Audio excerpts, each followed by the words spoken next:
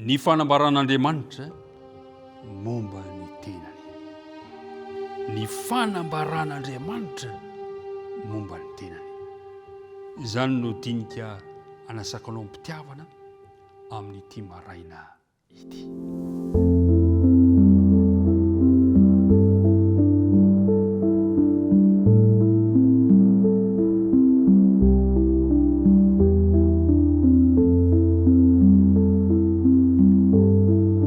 Miaraba antsika rehetrarehetra indray, tafahoana somatsara amin'izao maraina vaovao izao.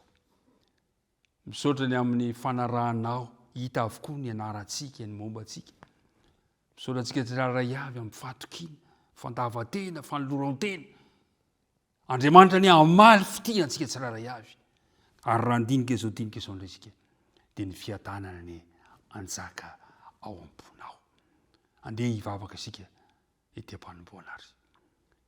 Rainay eo izay ny an-danitra ho amasina ny naranao ary ho tonga ny fanjakanao. Misaotra anao indray izahay fa afaka manana ity fiaraha-mandinika ny teninao ity, izay tena tombontsoa lehibe izay omenao ny tsirairay avy.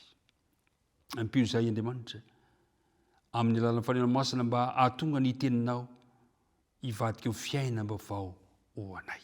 Mamelà ny helokay ary soro tompo ny hevitra mampisaraka anay aminao ka tsy ahitanay ny tavanao. Kehitriny ary dia mitenena aminay fa vonona iainanao izahay. Nara Jesosy. Amen. Ny andininy natao tadina moa dia ao amin'ny Exodosy 4:7 ary ao anatin'ny dinika fanaovantsika androany lay izy ka ho vakitsika rehefa avy eo satria Ahoana no nanehoan'i Jehovah ny voninahiny tamin'ny Mosesy. Amin'ny Exodosy 4:7 no ahitantsika ihany koa satria nangataka moa Mosesy manao hoe Andriamanitra mba hampahitao ny voninahitra ao. Tamin'ny hitantsika omaly dia nampandalovon'Andriamanitra izy fa ampandaloviko aminao ny fahatsarako rehetra, ny toetrako, ny alemem-panahiko. Ary androany kosa dia eto nanao fanambarana ny momba ny amin'ny tenany Andriamanitra. Amin'ny andininy voalohany, ary hoy Jehovah tamin'i Mosesy, manamboara ho anao vato fisaka roa tahaka ilay teo, dia hosoratako amin'ireo vato fisaka ireo ny teny izay tamin'ilay vato fisaka teo aloha izay novakivakinao. Dia nanatanteraka Mosesy amin'ny andininy fahaefatra, dia nanamboatra vato fisaka roa tahaka ilay teo Mosesy, ary ny fomaraina koa izy ka niakatra ao an-tendrombohitra Sinay, arak'izay nanditiany Jehovah azy, ary nentiny teny an-tanany ny vato fisaka roa. Tsy moro zany andraikitra izany. Raha tiantsika ny tombo amin'ny fanarahana an'Andriamanitra dia mila manaiky ny baikon'Andriamanitra isika. Tsy moro zany hoe manamboara vato fisaka tahaka ilay teo dia hoety miakatra indray. Tsy moro zany. Efa antotra Mosesy kanefa dia izao no tanterahiny. Nentina indray ilay izy. Ary fantatsika tsara fa fanimpitony izao no Hihaona amin'Andriamanitra ao tendrombohitra Sinay Mosesy. Niakatra Mosesy. Ary efa vonona ny andray ny fanehoana be voninahitra ny toetran'Andriamanitra izy ankehitriny. Ary amin'ny fanambarana mahatalanja nataon'Andriamanitra momba ny tenany no hanazavany amin'ny fomba tsara indrindra ny hakantony izany toetran'Andriamanitra izany.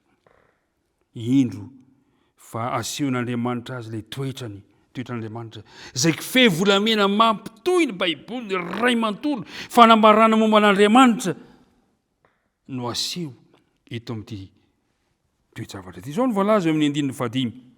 Ary Jehovah niditra teo amin'ny rahona ka nijanona teo aminy, dia nanonona ny anaran'i Jehovah.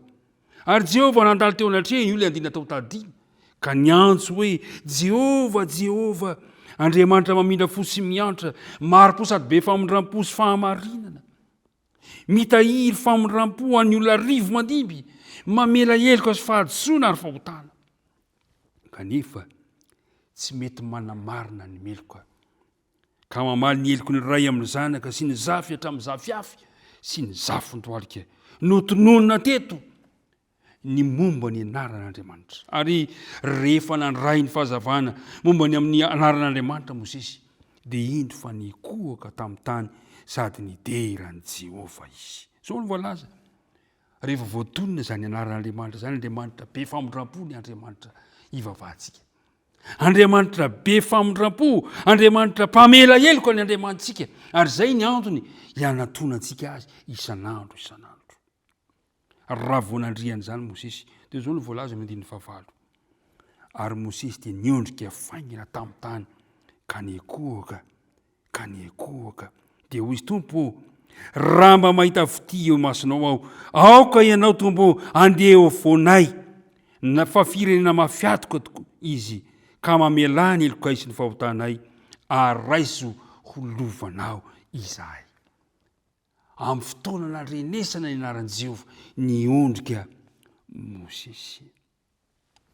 Voasitana eo amin'Andriamanitra izy rehefa nahazo antoka nahazo toky ny amin'ny fitiavana sy ny fahasoavana, ny indrafony sy ny fangorahany, ny fahatsarany sy ny fahatokiny, ny famelany heloka sy ny fahamasinany ary ny fahamarinany. Indro Mosesy voasintona teo aminy. Nanomboka tia azy. Satria tiantsika izy, dia tia azy koa isika. Tao anaty zany fanambaran'Andriamanitra momba ny tenany zany, dia indro Andriamanitra fa nanome toky indray ho an'ny zanany.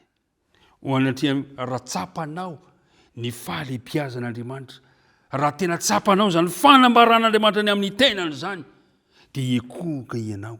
Ary hoy izy amin'ny 17 zao ny tokony meny Jehovah anao. Ary hoy izy indro manao fanekena aho. Ka io anatria ny olona rehetra nanao zava-mahagaga izay tsy mbola natao tany amin'ny tany rehetra sy tany amin'ny firenena rehetra, ary ny olona rehetra izay toerana ao dia ahita ny asan'i Jehovah, fa matahotra izay zavatra efa ataoko amin'ny fiombako anao. Nanao fanambaran'Andriamanitra, nanome toky indray Andriamanitra fa hanao asa mahagaga ho an'ny vahoakany Andriamanitra, navaoziny ny fanekena. Ry mpiara-midinika ny namako isany, tiako ihany koa izany toky izany men'Andriamanitra anao. Rehefa tsapanao ny fanambaran'Andriamanitra ny amin'ny tena, ilay Andriamanitra be famondram-po, ilay Andriamanitra mahari-po, ilay Andriamanitra tia fahamarinana, ilay Andriamanitra mpamela heloka, raha tsapanao zany ka miondrika sy mikohoka ianao, mideran'i Jehovah ka voasitinao eo aminy, dia ho avaozin'Andriamanitra ny fanekena eo amintsika sy Andriamanitra. Kanefa izao, ilaitsika ny makatò manaraka ireo fitsipika omen'Andriamanitra antsika tsirairay avy. Dia zao ny voalaza eo amin'ny famaranana rehefa vita izany, dia amin'ny 17 dia hoy ny fanambarana amin'ny Ekôdosy 4:7 manao hoe, ary hoy Jehovah tamin'i Mosesy, soraty ireo tenindreo fa araka ireo tenindreo no nanaovako fanekena aminao sy ny amin'ny Israely. Dia teo amin'i Jehovah 40 andro 40 alina izy sady tsy nihinan-kanina na nisotro rano, ary nosoratany Jehovah tamin'ny vato fisaka ny tenin'ny fanekena dia ny dity 10. Ary mpiara-midinika namana, indro nomen'Andriamanitra antsika indray ny dity 10. Omenantsika izany satria fanambarana ny amin'ny tenan'Andriamanitra, fanambarana ny toetran'Andriamanitra izany. Hombanao any Andriamanitra amin'ity androany ity, ka voasintona eo akaikin'Andriamanitra hatrany anao. Raha tsapanao fa Andriamanitra efa nanambara ny tenany ny aminao. Hivavaka isika tompoko. Andriamanitra rainay io, misaotra anao izay ny amin'ny fanambaranao ny amin'ny tenanao ka nampafantaranao anay fa ianao ilay Andriamanitra dia Andriamanitra mpamindra fo, Andriamanitra mpamela heloka mahari-po, Andriamanitra izay tia anay mandrakariva ary vonona ny hanavao ny fanekena ka handray anay ho zanaka ao indray. Ankehitriny ary dia maniry izay Andriamanitra mba ho tanterahinao amin'ny fiainanay tsiray avy izany toky izany, ka ianao dia hitantana anay amin'ity tontolo andro ity. Aza mafohina masaraka ny tompo, ary ho kasamo resy lahatra izahay fa miaraka aminay, miaraka aminao izay androany.